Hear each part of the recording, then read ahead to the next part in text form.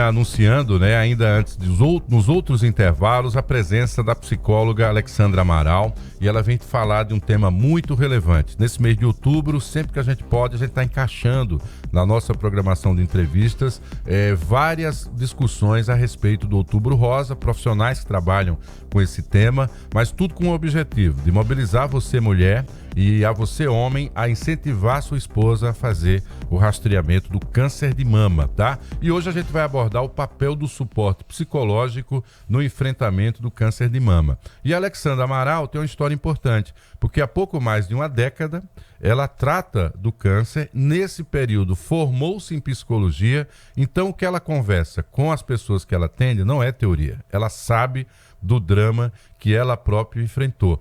E aí, isso lhe dá uma força diferente nesse momento em que a gente vai estar falando para essas mulheres. Ter estado na condição de paciente e agora na da pessoa que ajuda também essas mulheres. Por que isso faz tanta diferença? Muito bom dia. Bom dia. Bom dia, Marcos. Bom dia, Thaís. Bom dia a todos os ouvintes da Rádio Mix. A psicologia já estava em percurso, né, nesse período em que eu descobri o câncer. E fez toda a diferença realmente na minha vida, nesse enfrentamento, né, do processo de adoecimento da doença, de superação e de conseguir também não sobreviver, mas conviver com a doença são 12 anos já, né, convivendo com o câncer de mama, onde eu já passei por várias fases do tratamento. Hoje eu sou uma paciente paliativa, né, eu estou em tratamento paliativo, mas entendendo que paliativo não significa processo de fim de vida, né? É uma busca constante por qualidade de vida, é diferente, né? Não é sobre processo de finitude, é sobre viver. Alexandra, quais são as reações emocionais? Porque é um divisor de águas, sim, na vida de qualquer mulher, um diagnóstico como esse. E no primeiro momento, quais são as reações emocionais mais evidentes, assim, que mais mudam a sua rotina? Embora a gente saiba que a medicina já está muito avançada e quando a gente descobre um câncer de mama, assim, muito no iniciozinho, de forma muito precoce, as chances de sobrevivência é de 90%. Mas a gente entende, e aí eu vou falar um pouquinho dessa perspectiva, né, do lado de cá, enquanto paciente, ainda é o medo em si, né, o medo do que está por vir. Porque até então você olha para si e você não vê a doença, né? Você não entende o que é a doença. Porque o corpo chegou àquilo, né? Exatamente. Então, assim, você se pergunta, né? Então, o que é que está por vir? O que é que vem desse tratamento? Né? Quais são as perspectivas de futuro? Porque ameaça o futuro em si, né? É uma doença que ameaça a vida. Então, assim, é um misto de medo, de insegurança, não sobre si, mas sobre quem está no seu entorno também. Pois é, que se você pudesse elencar quais são os principais impactos psicológicos desse diagnóstico para uma mulher, para as mulheres, o que é que a gente elencaria? Eu vou dizer para você que depende. Depende por quê? Porque nós somos seres humanos únicos. Então, assim, como uma mulher vai lidar com o processo do adoecimento não é igual à outra. Mas o mais comum em si, né? O impacto é gigantesco. Por quê? Porque isso vai mexer não só com a sua feminilidade. Porque quando a gente fala de câncer de mama, a gente sabe que os tratamentos eles vão afetar, né, fisicamente a mulher, né, que mexe também com a sua autoestima. Então, a gente sabe que vai mexer com a autoestima de uma mulher. Isso vai depender, inclusive, na fase de vida que ela está vivendo, se ela está se relacionando, se isso vai impactar nas relações que essa mulher está inserida, inclusive conjugalmente, relacionamentos afetivos, a gente sabe que impacta. Muitas mulheres também passam por abandonos afetivos também nesse período. Então, assim, os impactos são inúmeros, né? Então, assim, do impacto na autoestima, muitas vezes muitas mulheres entram em depressão, se isolam, né? E a gente busca muito que elas busquem, na verdade, uma rede de apoio que é extremamente importante nesse processo de adoecimento, de entender que não conseguem sozinha, né? Não precisa passar por isso sozinha, né? Você não precisa ser forte todo dia para passar por um processo como esse. Então, os impactos são inúmeros, psicologicamente falando. Então, o debate que você tem com essa mulher não é de que ela vai se tornar uma super mulher para enfrentar esse problema, mas que ela tem que buscar as forças necessárias para dar sequência ao tratamento, porque ele existe. Exatamente. Tem suas dores, tem seus percalços, os dias de queda, mas também vai ter os dias de vitória. Exatamente. E é isso que você tenta buscar. Isso mesmo. Se der vontade de chorar, chora, né? Mas entende que é um processo. Diga assim, é um processo. Né? Você vai viver todas as fases daquilo que estiver proposto,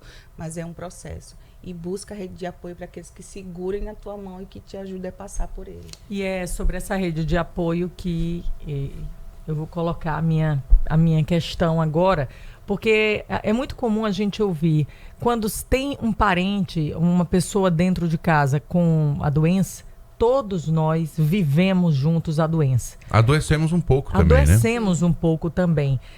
Como é que... Por isso o acompanhamento emocional é tão importante também para os familiares e para quem está incluído nessa rede de apoio. Então, como é que eles podem ser incluídos nisso? Como é que eles devem também buscar esse apoio psicológico para lidar e saber lidar com as alterações de quem está vivendo realmente na pele a doença? Isso é extremamente importante o que você falou, né? Como o Marcos também disse, todos que estão no entorno acabam adoecendo também. Até porque é um ente seu, um ente querido seu, que também para você, eu digo, na condição do familiar, né, você sabe que tem a perspectiva, quem sabe, né, a depender do estadiamento da doença, da perda daquele ente querido. Então, todos entram numa corrida muito grande para salvar aquela vida. Não é só o ser adoecido, mas a família inteira ela entra em sofrimento, né? Para poder salvar aquele ente querido. Então, assim, de estar mais próximo. Então, vai mexer com rotina de trabalho, rotina de estudo. Então, mexe com todo mundo. Então, assim, não só a pessoa que está no processo de adoecimento, mas a família também precisa ser acolhida. Até porque ela vai ser a rede de apoio dessa pessoa que está em processo de adoecimento. Como fortalecer se não está fortalecido? Quem vai cuidar daquele que cuida? Então, ele também passa por medos, por sofrimentos, por perspectivas, por anseios, por medos do que está por vir. Então, é extremamente importante que essa família também seja acolhida. A psicologia se notabilizou mundialmente por essa incrível capacidade de, no processo de escuta, quando o paciente fala, às vezes ele mesmo é quem busca a força para compreender a sua realidade. Nesse caso, que é um momento em que a ideia de finitude, como você bem colocou, ela, querendo ou não, perpassa a cabeça desse paciente. Qual a importância dessa escuta qualificada? Ela é, como é que eu posso te dizer, imprescindível, a escuta. Não só a escuta qualificada, mas a empatia também. Né, de permitir com que essa mulher ela externe os seus medos, os seus anseios.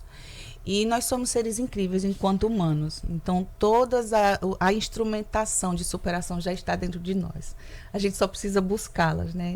E aflorá-las. Então, assim, a psicologia ela vem com esse processo de escuta para que, no meio dessa externalização, ela perceba que ela tem instrumentos internos e externos também para conseguir superar tudo isso. Então, a psicologia não vai dar uma receita de bolo de como superar. A gente vai buscar ferramentas internas nesse paciente, do que é que ela tem internamente, o que é que a fortalece, né? Seja um grupo de apoio, seja a fé que essa pessoa professa. Então, assim, a gente vai buscar a instrumentação internas e externas para que essa mulher ela consiga superar.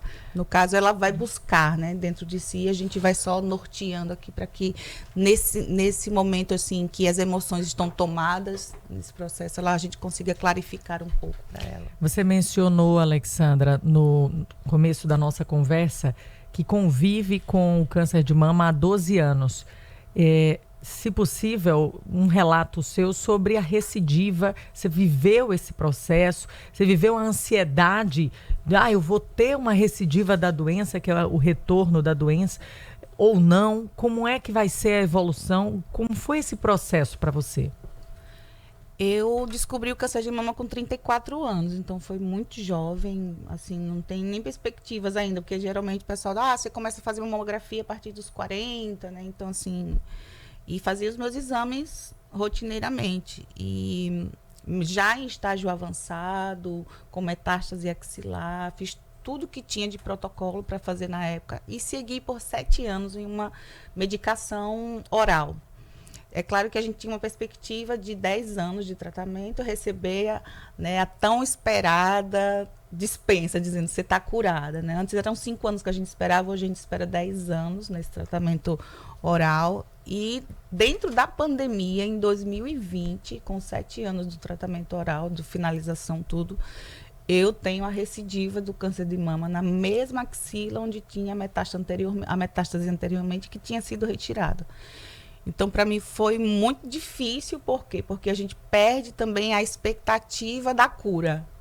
Né? E naquele desânimo. E naquele caos que a gente estava vivendo da pandemia. Assim, então, foi uma mistura de sentimentos que houve.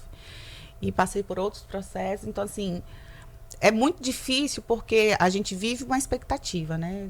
Poxa, já são 7 anos, então daqui a 3 anos eu vou ser liberada. E aí você tem que lidar com as suas emoções. E aí faço tratamento, recebo agora, né, na época que não teria mais uma perspectiva de cura. Então você já lida com esse processo de luto da perda de uma perspectiva, né, da cura. Então é um processo de luto que você tem que elaborar e começar a viver nessa... Não, agora eu sou considerada um paciente crônico e está tudo bem.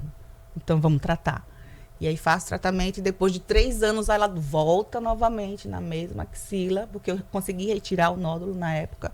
E só que volta agora com 2 lesões na axila. Tento novamente uma outra cirurgia e agora eu recebo um novo diagnóstico de que eu não tenho mais possibilidade de intervenção cirúrgica. Então é outro processo de luto. De aceitação e também de aceitação, né? De que algumas intervenções já não me cabem mais, né? Então a gente vai buscar o que possa retardar a progressão da doença e buscar a qualidade de vida e viver.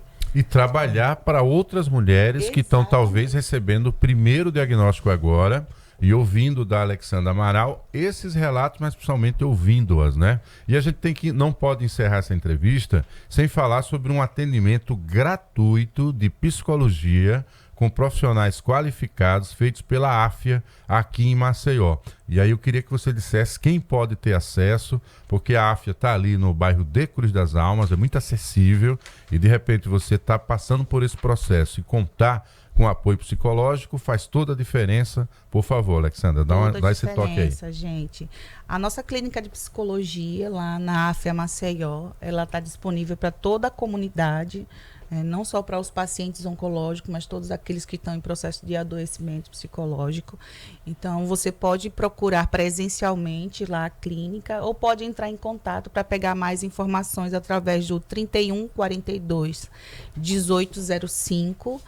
E aí lá você vai chegar, né? Provavelmente eles vão fazer a orientação, mas se você for presencialmente, você vai lá, vai preencher um formulário, onde você passará por uma triagem e vai aguardar ser chamado para o atendimento psicológico lá também. 31 42 18 05 é na AFIA, tá certo? É no bairro de Cruz das Almas. Ela chegou aqui com um nome, né? Era Tiradentes, agora é AFIA, esse grupo.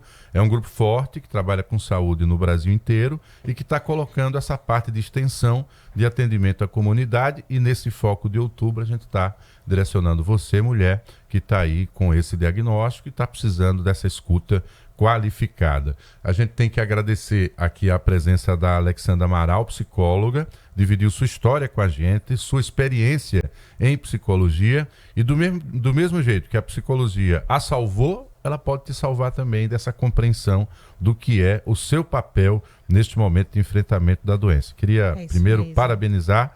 Nunca conheci ninguém tão forte desse jeito, começando a semana, entendeu? E trazer uma mensagem dessa. Né? Eu já esqueci que... Chega a me arrepiar. Então assim, começar a semana com essa lição de vida é importante, conta com a gente. Acho que esses trabalhos que têm alcance social são relevantes, eu acho que dá até um sentido maior também sua atividade como psicóloga, e ainda mais fazendo escuta qualificada nesse mês de outubro. Conta com a gente, estamos à disposição, Alexandra. Muito obrigada, gente. Valeu. Gente, 7h41, vamos fazer um rápido intervalo, hora do convitinho, aquele convite maravilhoso, né? Que tal curtir aí um dia inesquecível lá na Praia do Gunga, na estrutura do bar e restaurante Marrana Gunga Beach?